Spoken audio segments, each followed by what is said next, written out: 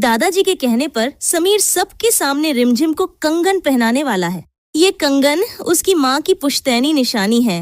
समीर जब रिमझिम को ये कंगन पहनाता है तभी सबके सामने साफ शब्दों में कह देता है कि तुम ये बिल्कुल मत समझना कि मैंने तुम्हें अपनी माँ के कंगन पहना दिए तो मैं तुमसे प्यार करने लगा हूँ। ये कंगन सिर्फ दादाजी के कहने पर पहना रहा हूँ क्योंकि ये हमारी पुश्तैनी धरोहर है, लेकिन बाद में मैं ये कंगन तुमसे वापस छीन लूंगा। मेरी माँ की आखिरी निशानी है और मैं इसे तुमसे जरूर ले लूंगा। समीर की ये बातें सुनकर मोहिनी अंदर ही अंदर खुश होती नजर आती है। वहीं दूसरी तरफ सीरियल रिमझिम में इस वक्त जबरदस्त ट्विस्ट चल रहा है। घर के ज्यादातर लोग इस बात से नाराज हैं कि रिमझिम की शादी समीर से हो गई है, लेकिन अभी तक दादाजी को ये सच्चाई पता नहीं है कि रिमझिम ने शादी के लिए नकली सिग्नेचर बनाए थे।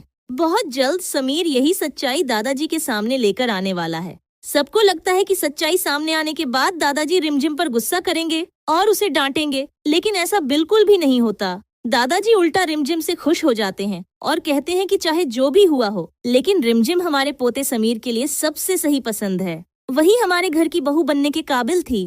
दादाजी साफ कहते हैं कि समीर की जिंदगी में रिमझिम से बेहतर कोई और लड़की हो ही नहीं सकती और अमाया बिल्कुल भी समीर के लायक नहीं थी। ये सब सुनकर रिमझिम बहुत खुश होती है क्योंकि उसे डर था कि दादाजी उसे डांटेंगे, लेकिन ऐसा कुछ नहीं हुआ। लेकिन यही बात समीर को और ज्यादा गुस्से में डाल देती है। उसे लगता है कि इतना बड़ा सबूत सामने आने के बाद भी दादाजी ने रिमझिम को कुछ क्यों नहीं कहा। दूसरी तरफ रिमझिम पहले ही अपनी बुआ जी के सामने सच्चाई बता चुकी थी। जब दादाजी को ये बात पता चलती है तो वो रिमझिम से बस इतना कहते हैं कि आगे से कभी भी सच्चाई मत छुपाना। दादाजी रिमझिम से कहते हैं कि तुमने जो भी किया वो हालात के हिसाब से सही किया। तुम ही वो लड़की हो जो समीर के लिए एक अच्छी बहू बन सकती है। इसके बाद समीर अपना सारा गुस्सा रेम्यू पर निकालता है। अब कहानी में आता है सबसे बड़ा मोड़। रिमझिम और समीर की पहली रात यानी सुहाग रात होने वाली है, लेकिन इस दौरान भी समीर गुस्से में रहता है और रिमझिम पर अपना कहर बरसाता है। आपको बता दें कि सीरियल रिमझिम में ये एक बहुत बड़ा और धमाकेदार ट्विस्ट है। समीर और रिमझिम की शादी हो चुकी है।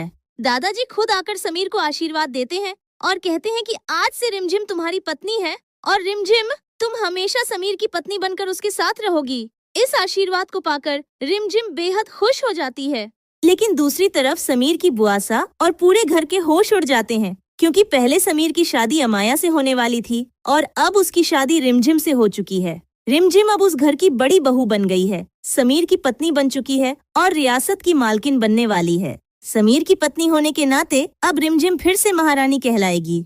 इसी के साथ मोहिनी की सारी चालें पूरी तरह नाकाम हो जाती हैं। उसकी हर साजिश धरी की धरी रह जाती है। शादी के बाद अब रिमझिम हर कोशिश करती नजर आएगी कि वो समीर को अपना बना सके। वो समीर के सामने उसकी बुआसा की सारी सच्चाई लाएगी। रिमझिम ये साबित करेगी कि किस तरह बुआसा ने समीर की आंखों पर झूठ की पट्टी बांध रखी है